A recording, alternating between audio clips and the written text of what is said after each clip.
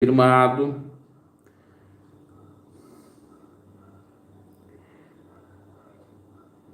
A própria Defensoria Pública do Amazonas já tinha entrado com uma ação na Justiça para obrigar o Estado, aliás, o governo, né, requerer ou a buscar leitos, inclusive aquela problemática toda que a gente já conhece, que muitos pacientes do Amazonas foram transferidos para vários locais do Brasil, e depois o povo doando lá cilindros de oxigênio.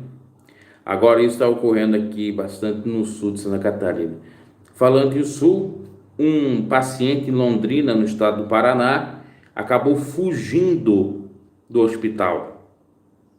Um paciente com medo de ser entubado, porque todos que ele via que ia para a intubação morriam.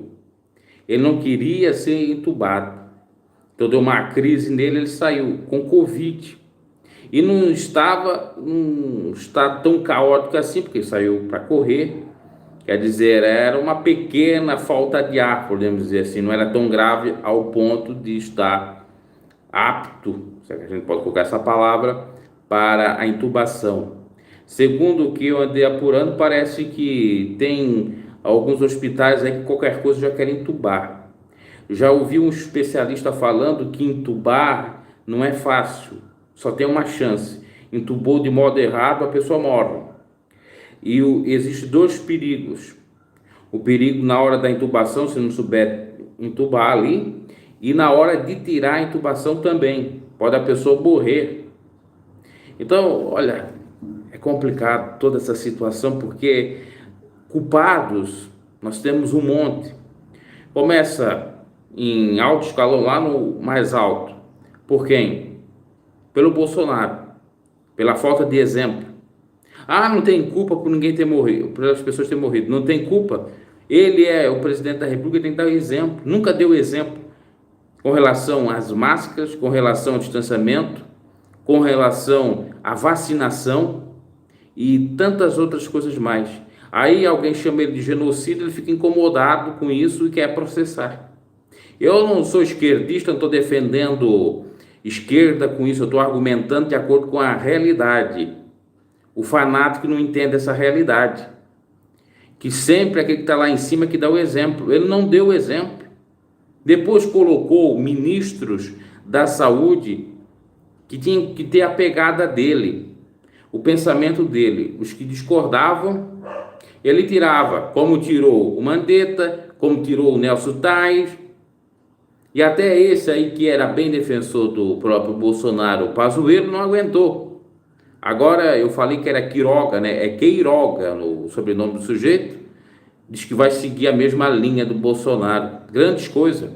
Um camarada que disse, ao responder o repórter, que no Brasil não ia morrer 200 mil pessoas, que aquilo ali era balela. Já estamos chegando a quase 300 mil pessoas. Disse no início da pandemia que era uma gripezinha. Disse que não era coveiro. Disse que, de fato, a pandemia já tinha acabado. Que era apenas essa que depois teve o repique. No final do ano, ele disse que era repique, que já era aquilo. Vamos ver agora, tá passando um carro aqui anunciando vacinação, vamos ver. Escutar aqui, ver se vai passar por aqui. Ó.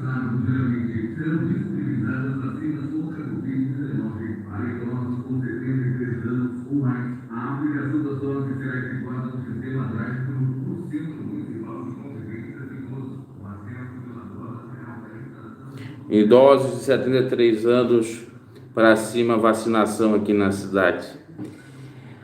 Outra coisa, essa vacina tem que orar muito para ela não dar o efeito colateral. Teve pessoas que deu o efeito colateral e morreram.